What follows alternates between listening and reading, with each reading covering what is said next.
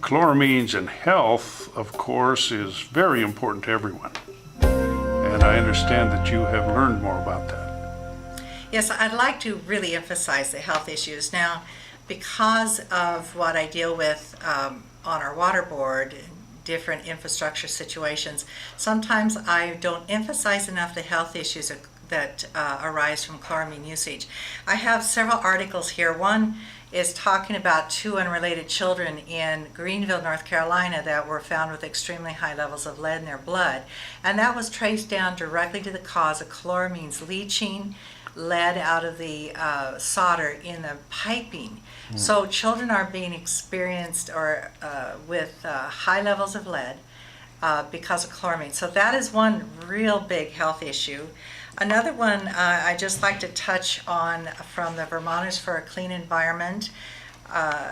They have a PowerPoint presentation, and they say that the disinfecting the water has been reported. The problems to include health symptoms of digestive problems, breathing, skin and dermal, infrastructure problems, of course, like I touched on, the lead levels, corrosion, and then the fish and wildlife. And the impacts aren't just here in California or in Vermont. They have had reports from Vermont, California, Washington, D.C., and 15 other states, which are listed as Colorado, Florida, Georgia, Hawaii, Kansas, Kentucky, Alabama, Maine, Michigan, Missouri, New Hampshire, Ohio, Oklahoma, Texas, and Virginia. So it's nationwide, as is the chloramination has reached nationwide. And again, respiratory symptoms: sinus and nasal congestion, sneezing, coughing, choking, wheezing, dry throat, swollen throat, difficulty swallowing, asthma-like symptoms, shortness of breath, dry mouth, bad breath, furry coating on tongue, digestive problems, diarrhea, and flatulence. That's interesting. Stomach ache, irritable bowel syndromes, rashes, chapping, flaking, itchy scalp, dandruff, burning eyes. All of those kinds of things have been reported. Now, there was one lady who did a testimony in front of the Vermont legislature about her particular symptoms. And she had real bad intestinal symptoms. She went to a naturopath. A naturopath advised her to stop eating all refined sugar and go on a yeast-free diet, do those things we know that could help. Her symptoms did not improve, and they got much worse. And then later, the naturopath mentioned that she thought she should stop drinking the tap water. And the naturopath explained that she thought chloramine was not good for people who already had digestive issues.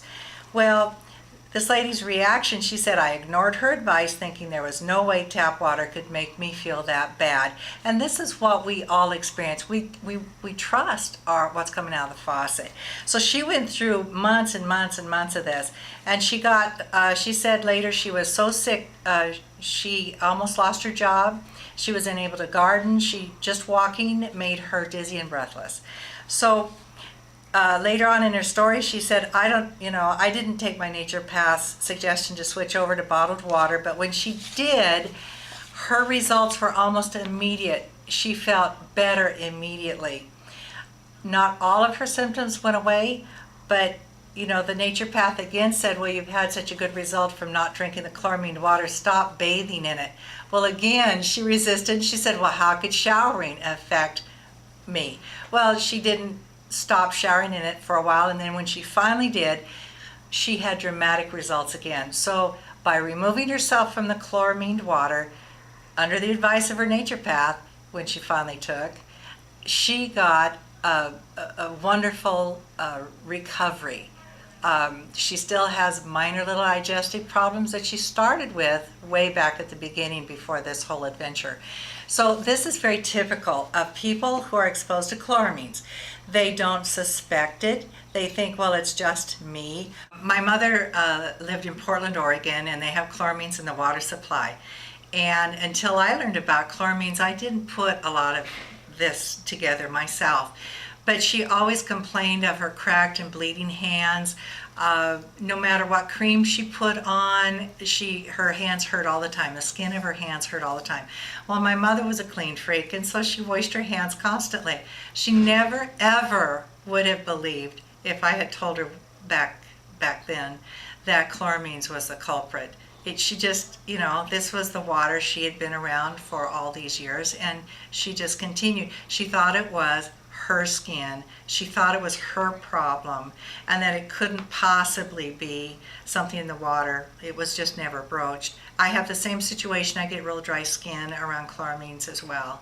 So it is something that as you incorporate the water into your life, you start having symptoms, you start having problems possibly, and they could be exacerbated by chloramines. They could be the cause. Chloramines could be the cause. It's something that everybody, each individual, has to really evaluate. What's in their water? What are my reactions to the water? And did this just happen since chloramines has been added, or has it just happened within 6 months of moving to a new location where chloramines are? So these are things that I would really love to hear about as well. People's stories. You just test yourself by withdrawing from chloramine water, and you can talk to your doctor about it. You can try all kinds of cortisone or all kinds of treatments and all those kinds of things, but they won't resolve the problem. It could be reoccurring constantly if it's chloramines. So we all need to evaluate our health. Of course, healthcare is very expensive. If the water is a source of irritation or problems to our health, we need to be aware of that. I think that's fair, and we need to be able to say, this is a problem to me, let's get it out of our water supply. Do you think that chloramine should be removed from all California public drinking water supplies? Yes, I do. I believe chloramine should be removed because there's not enough evidence out there that demonstrates that chloramines are safe for human consumption. Remember, it's a combination of ammonia and chlorine, and that breaks down in your body, and it can do a lot of harmful things in your system. So yes, let's get chloramines out. Let's put in a safer disinfection, filter the water, get the organics out. Let's take care of our water supply. Let's give the people in California what they deserve, a safe, clean drinking water. Chloramines are a combination of ammonia and chlorine. They sound really nice, don't they? But they're not nice. They are adding another harmful chemical into the water supply. We have done the research here at Rosamond Community Services District. We do not want to expose our people to this disinfectant in the water supply. Yes, we need a disinfectant. We need to make sure the water is safe. But introducing chloramines, in my opinion, is adding a thief into your house. A potential thief to steal your health, a potential thief to break down all of your equipment in your house. People have researched it in LA County as well, other water districts, and they again agree with us that chloramines are not the best choice for your water disinfectant. And would you like to see these all out of California? I would like to see all of chloramines removed from the state of California. The evidence is mounting very much that it is a negative to our environment and to our health and to our homes. And we must get this negative out of our lives. There's better choices. We can use a different type of disinfectant, or we can filter the water and get good quality water where you're not going down to the market afraid to drink the water and buying bottled water to feed your family. Bottled water should not be necessary in the United States. We should have really good, safe, clean drinking water in our tap.